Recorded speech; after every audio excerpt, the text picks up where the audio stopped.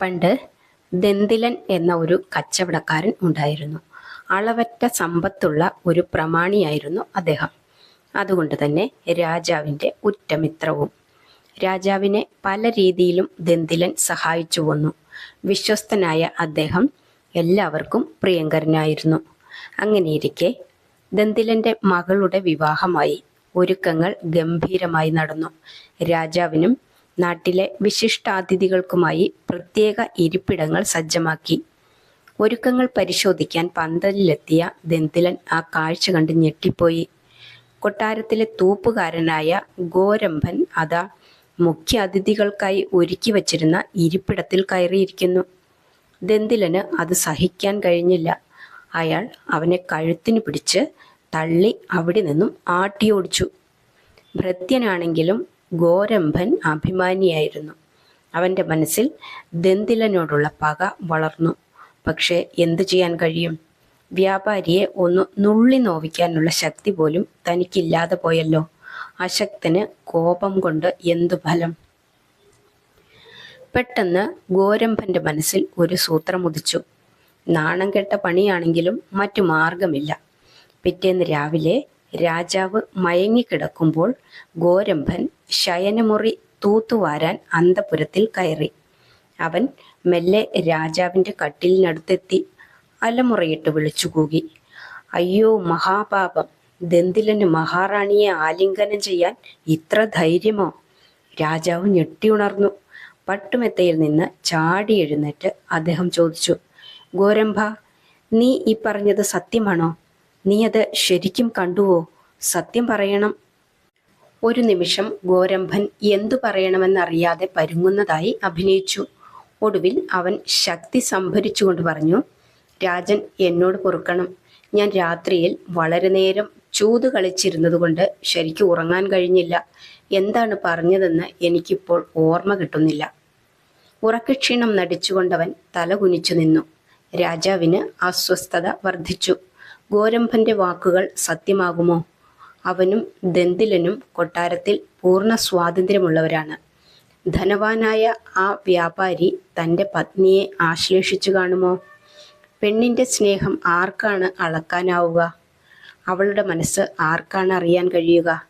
ഏതായാലും ദന്തിലനെ ഇനി കൊട്ടാരത്തിൽ പ്രവേശിപ്പിച്ചാൽ ശരിയാവുകയില്ല. ഇനിയൊരു ഉത്തരവുണ്ടാകുന്നതുവരെ ദന്തിലനെ കൊട്ടാരത്തിൽ കയറ്റരുതെന്ന് രാജാവ് കൽപ്പനയിറക്കി. ദന്തിലന് കാര്യമൊന്നും മനസ്സിലായതുമില്ല. അയാൾ കാരണമറിയാതെ ദുഃഖിച്ചു. ദന്തിലന്റെ ദയനീയ അവസ്ഥ കണ്ട് ഗൂഢമായ സന്തോഷത്തോടെ ഗോരംഭൻ ആളുകളോട് പറഞ്ഞു, എല്ലാവരും സൂക്ഷിക്കണം. ദന്തിലൻ ചില്ലറക്കാരനല്ല, രാജാവിൻ്റെ ഉറ്റ ചങ്ങാതിയാണ്. സൂക്ഷിച്ചു പെരുമാറിയില്ലെങ്കിൽ എന്നോട് ചെയ്തതുപോലെ നിങ്ങളെയും തള്ളി പുറത്താക്കും. ഇതറിഞ്ഞപ്പോൾ ദന്തിലന് കാര്യം പിടികിട്ടി. എല്ലാം ഈ ഗോരംഭന്റെ പണികളാണ്. ഇവനെ വെറുപ്പിച്ചാൽ തൻ്റെ കാര്യം കൂടുതൽ അപകടത്തിലാകും. എങ്ങനെയെങ്കിലും ഗോരംഭന്റെ പ്രീതി പിടിച്ചു പറ്റണം. ദന്തിലൻ അന്നു തന്നെ രഹസ്യമായി ഗോരംഭനെ വിളിച്ചു വരുത്തി അവനെ അഭിനന്ദിച്ച് സമ്മാനങ്ങൾ നൽകി സന്തോഷിപ്പിച്ചു.